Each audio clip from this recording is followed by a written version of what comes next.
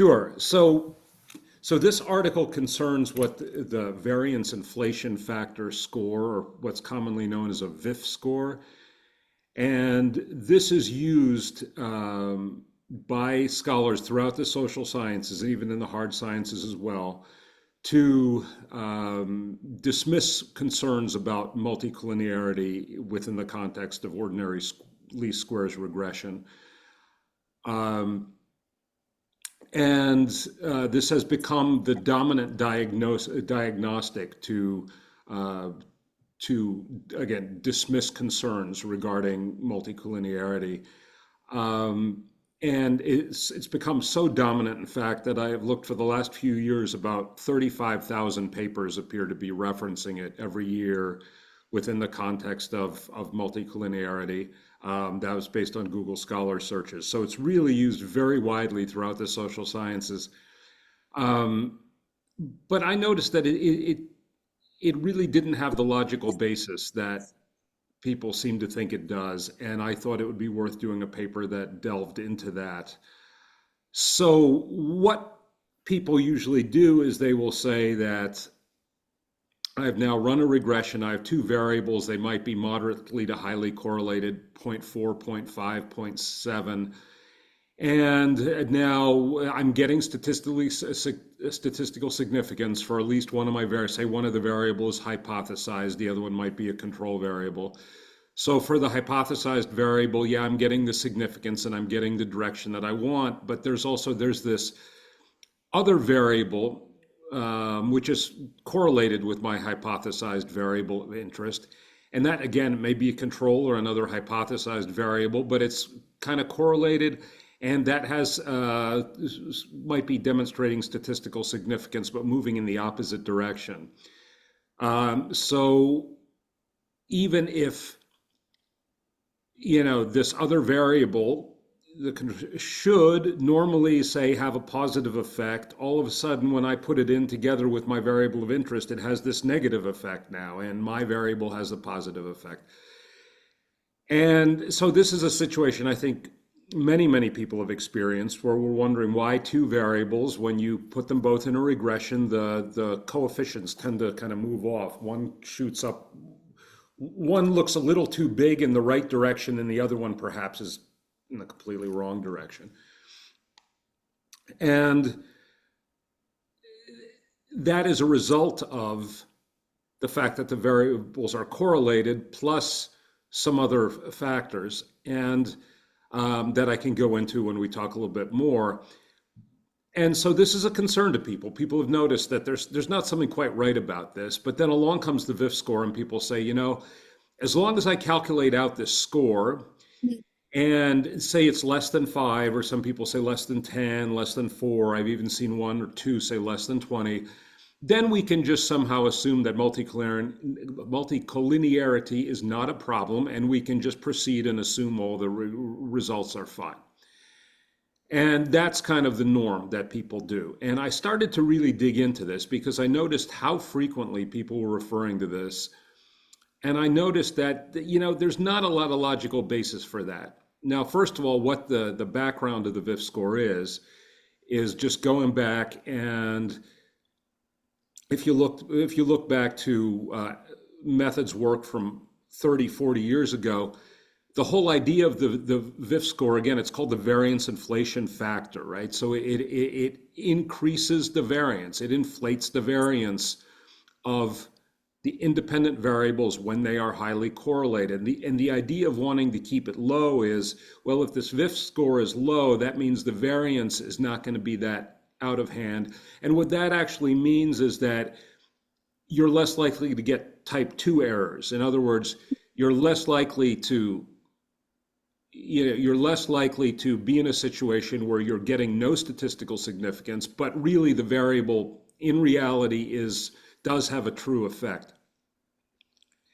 And so if anything, the kind of the VIF score, the more I kind of studied it and looked how it had been used historically, if anything, the value might be to say that, say we have a certain sample size and we're really confident in a hypothesis about our variable, and yet the variable's not exhibiting significance. And what you could use the VIF score for, hypothetically, is to say, okay, well, it looks like the VIF score is very high, so because it's correlated with another variable that's in the regression, and therefore,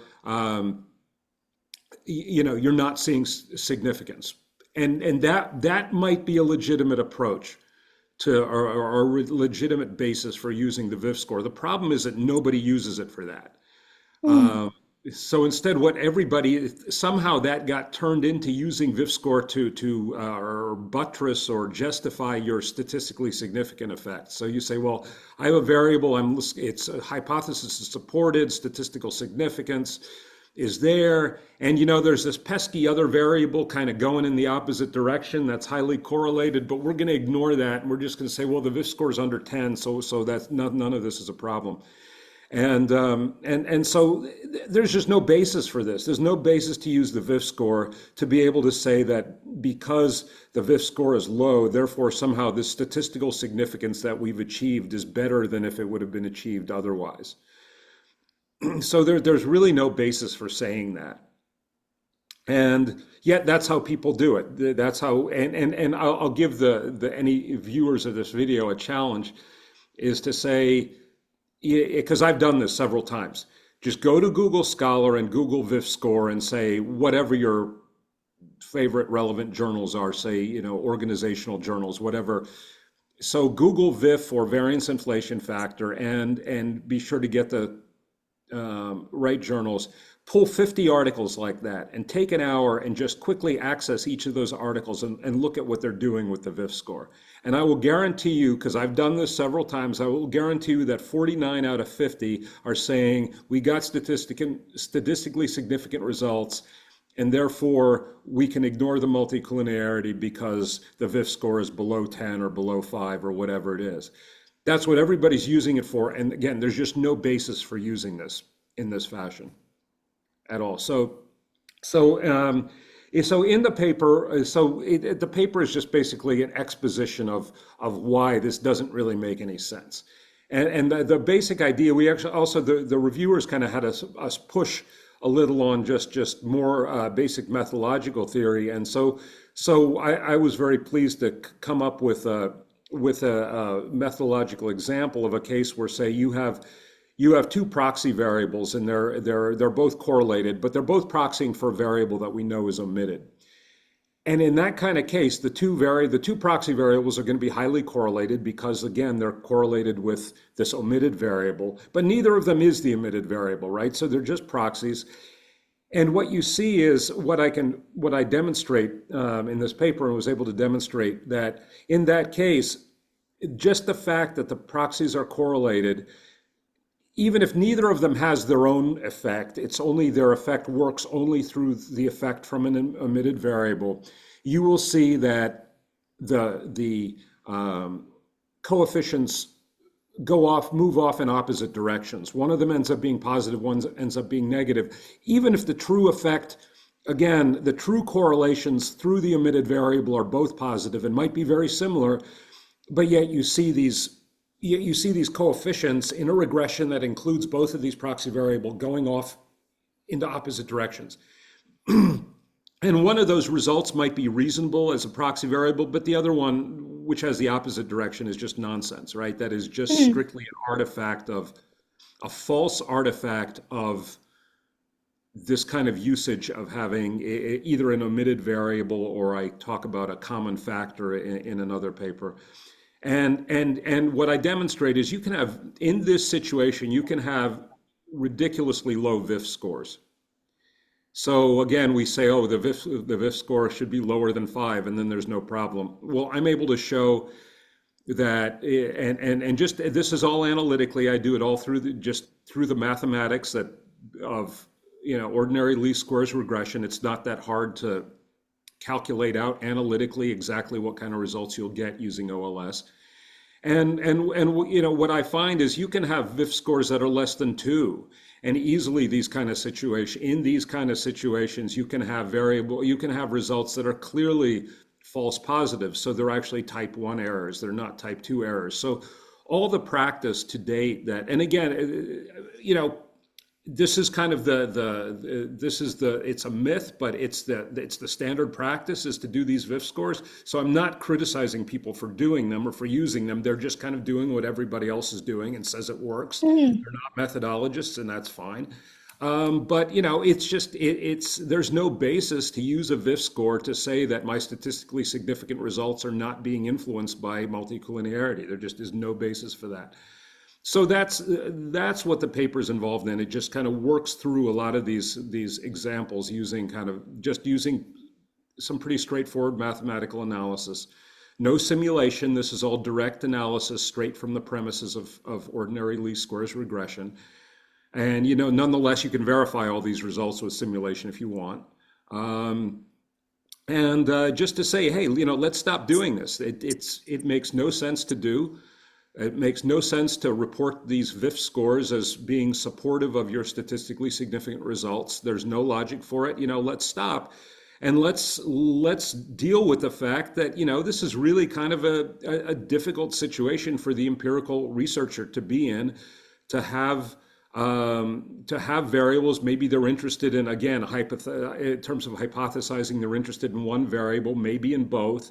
But if you have two highly correlated variables, there's really not a lot you can do to kind of definitively convince anybody that those results are going to be both legitimate. And particularly, so my conclusions from this are to caution people to say, look, if you have results of correlated variables and one of them is going off in the wrong direction, and you know that that result should really be positive, and yet your regression is reporting it as being negative, and then let's not also assume that the other variable that maybe is exhibiting a positive effect and you hypothesize positive, let's not assume that that effect is anywhere close to the same magnitude that you're getting, because the fact that that second correlated variable is in there is actually potentially pushing the coefficient of the variable you're interested in to end up and inflating it to end up being much larger than it would be otherwise.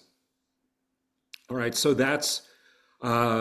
those are the kind of cautions and that I like to tell people that let's not just use a quick diagnostic and say, oh, everything's fine because we've done this VIF score and the variance inflation factor score. Let's not do that. Let's really think about what we're trying to do and does it make sense?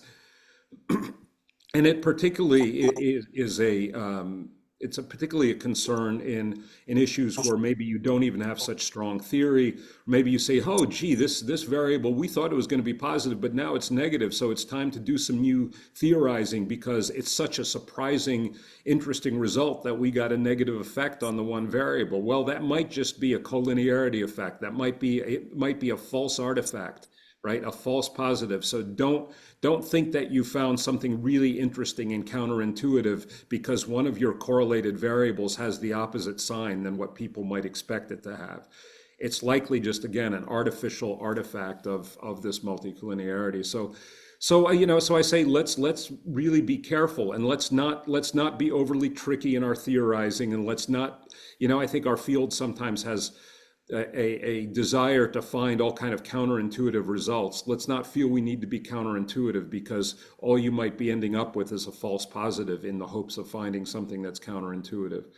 And also, cases where you say, well, the variable could go either way, the effect could go either way, so let's just look at this empirically. This too, in the case where you have variables that are pretty highly correlated, let's not do that because just as a straight empirical analysis could just be giving you a false positive on one of those variables. So let's not just say, oh, we're just testing, we're just doing a horse race and we just want to see which way the variable goes, and we'll assume that represents some kind of reality because it doesn't.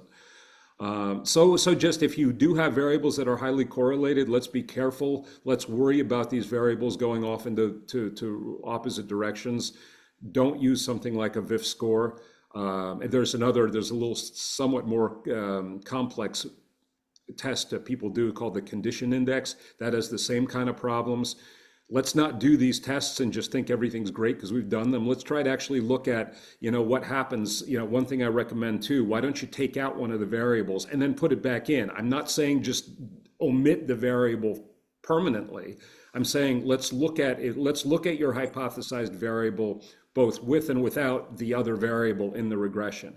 If the variable is very stable and very consistent, that's some pretty good evidence that that variable is actually, you know, a meaningful, or that result variable has a meaningful result.